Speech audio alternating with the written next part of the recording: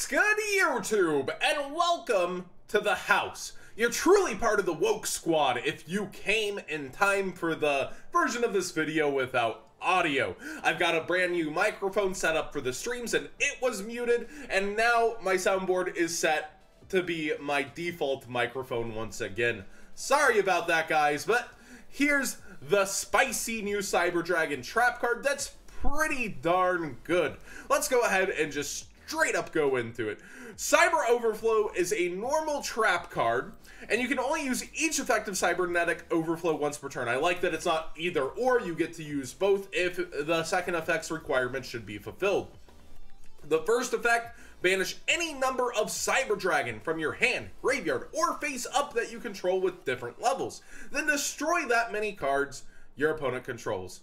The word target is missing from here, and that's what makes this card really good. However, how Cyber Dragons play, you're typically going second. So this card's kind of a brick if you were to draw it going second.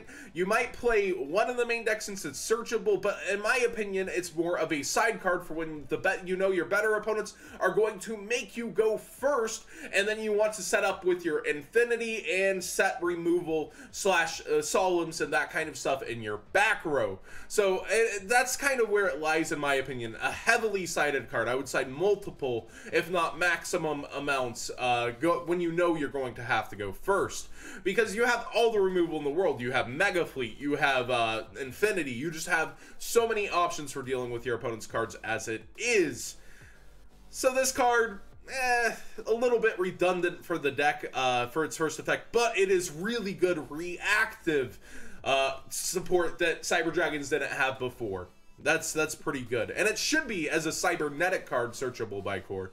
The second effect, if this card on the field is destroyed by an effect, you can activate this effect, add one cyber spell or trap card from your deck to the hand, so it can indeed search itself.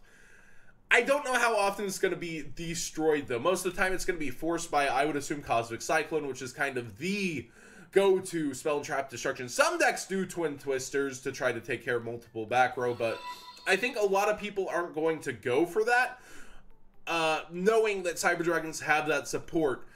So how I would have personally written this card if I were R&D, which, you know, I'll never make it there. I shouldn't be. I'd go ham.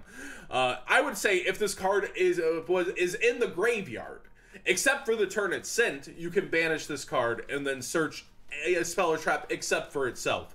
The way it's written, it can search itself if your opponent is left to destroy it, but I guess you could also technically destroy it, you know, yourself, but that's not happening because, at least not with this own card, because its opponent's controls is written into it, smartly so, because if you had an extra, you could just pop itself and get a spell or trap, but I think it's not very often you're going to be destroying it, but at least it does have the option destroyed by an effect, not destroyed by its opponent's effect. So there's a little hidden nice slice of pie there, because usually cards like this would be destroyed by an opponent's card effect to get that kind of effect. So I do like all the limits taken off this. Non-targeting, you can banish any number with different levels, and a lot of the different levels count in your graveyard. It's well written overall, and I do like it as a card. I just think it's more of a side deck option than a main deck option over, you know, how Cyber Dragons operate currently, unless you're really going to try to set up boards, which we know how setting up boards goes since Kaijus exist. Thanks for watching, everybody.